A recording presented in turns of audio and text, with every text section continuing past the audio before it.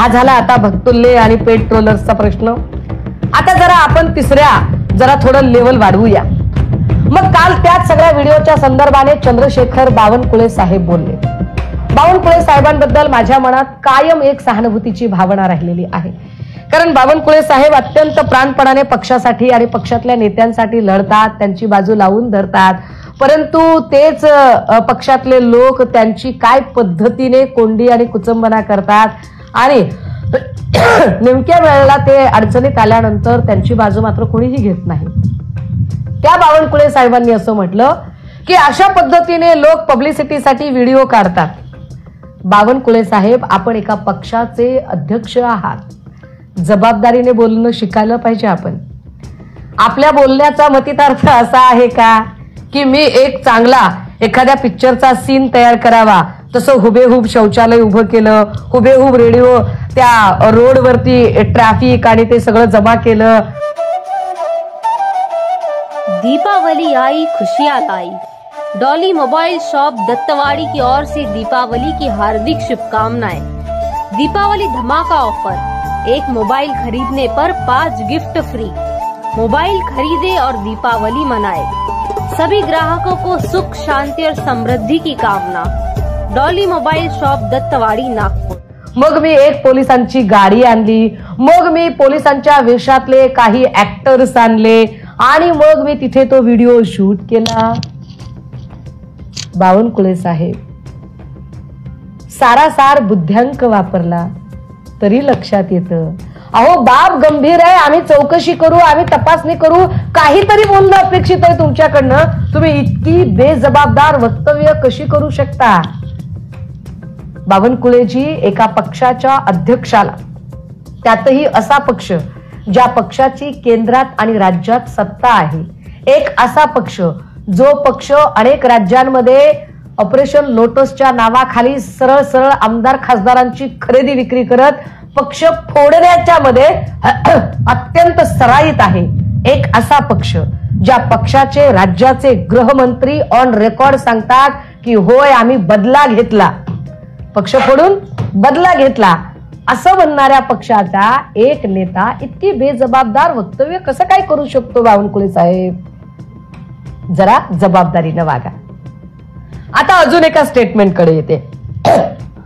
Statement सन्माननीय गृहमंत्री देवेंद्र फडणवीस साहेबांचं.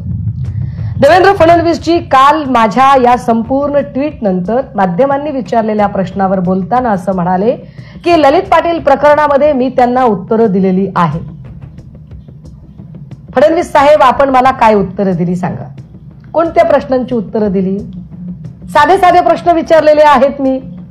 मी साधे साधे प्रश्न विचारले आहो की नाशिकमध्ये ड्रगचा कारखाना कसा दिसतो?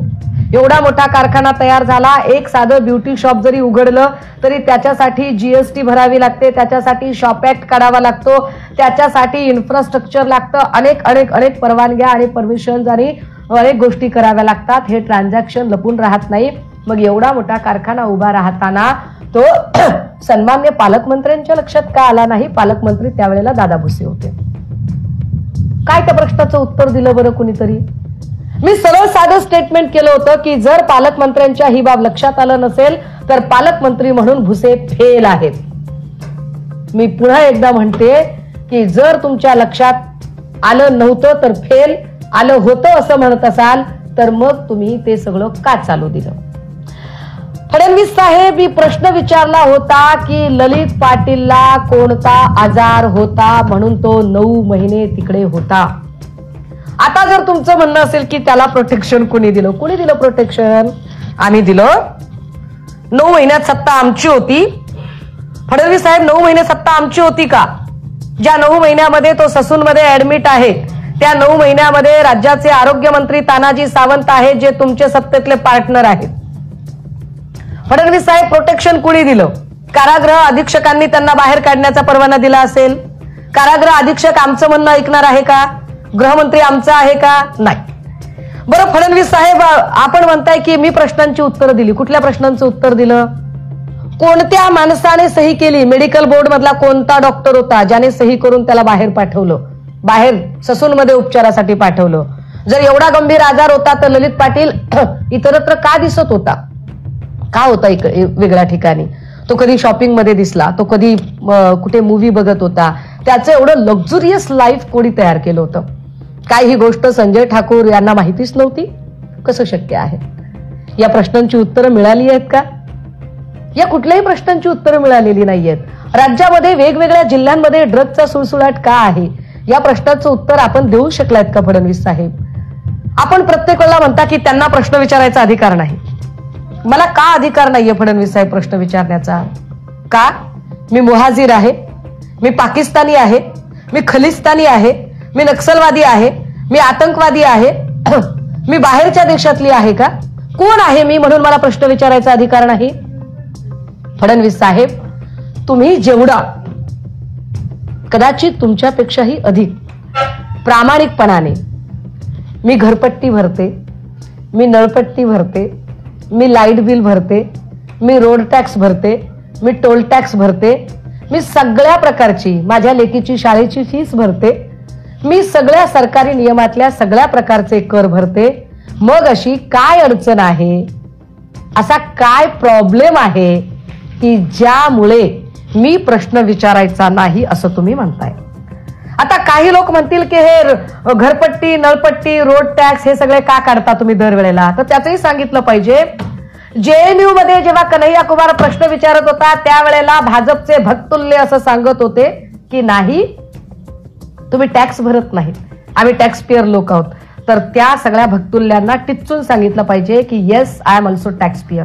मी टॅक्स पेअर आहे, मी सिव्हिल सिटीजन आहे, मी या देशाचा नागरिक आहे, मी एक शिक्षिका आहे, मी एक आई आहे, बहीण आहे, आणि मला या राज्यातल्या तरुणाईच्या भवितव्याची चिंता आहे आणि मला प्रश्न विचारायचा अधिकार आहे. प्रश्न विचारण्याचा ठेका फक्त आणि फक्त व्हिडिओ स्पेशालिस्ट किरीट सोमय यांनाच नाही, तर मलाही प्रश्न विचारण्याचा अधिकार आहे. मला प्रश्नांची उत्तरं मिळाली पाहिजे.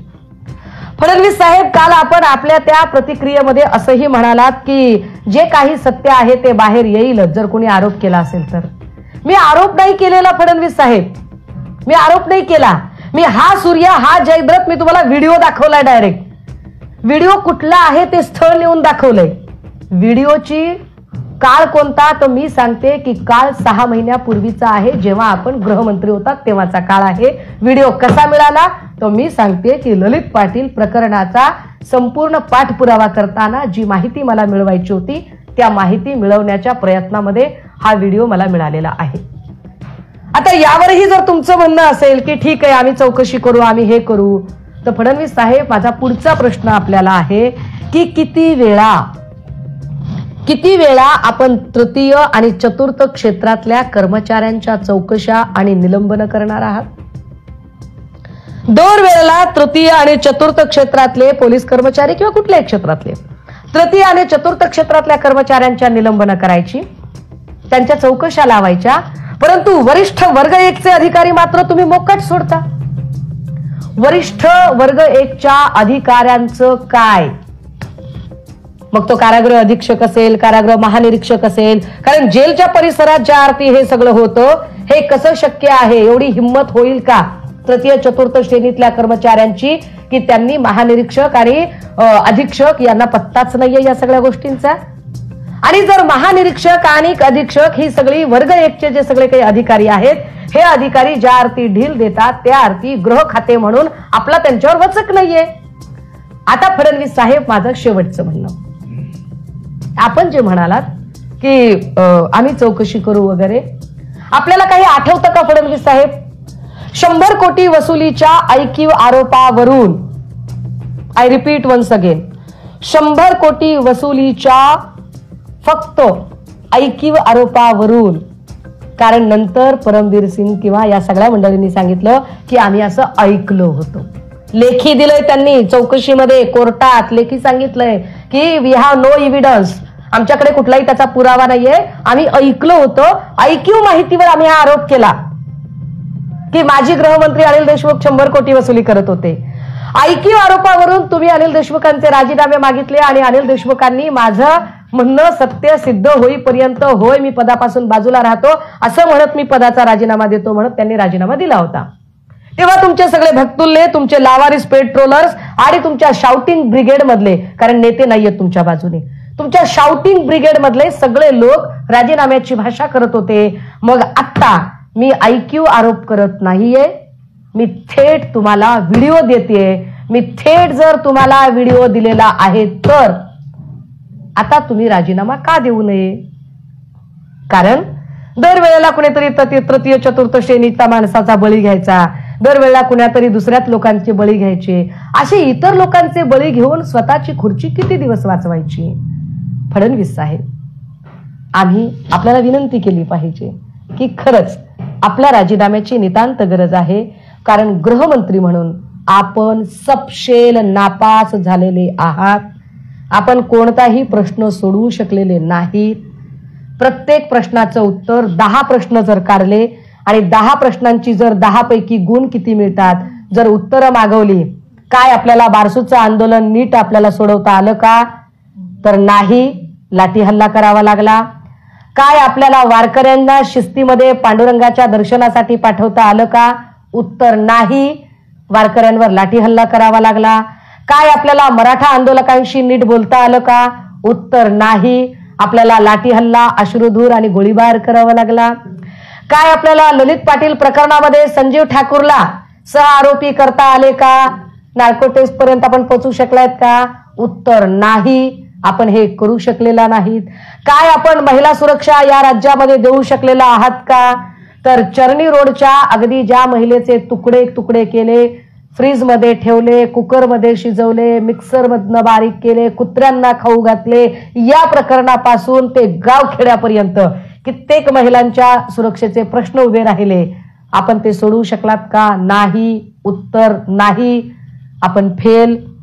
फडणवीस साहेब, 10 पैकी आपल्याला म्हणजे 8-9 प्रश्न सोडा, आपल्याला 1 गुणही मिळू शकत नाही.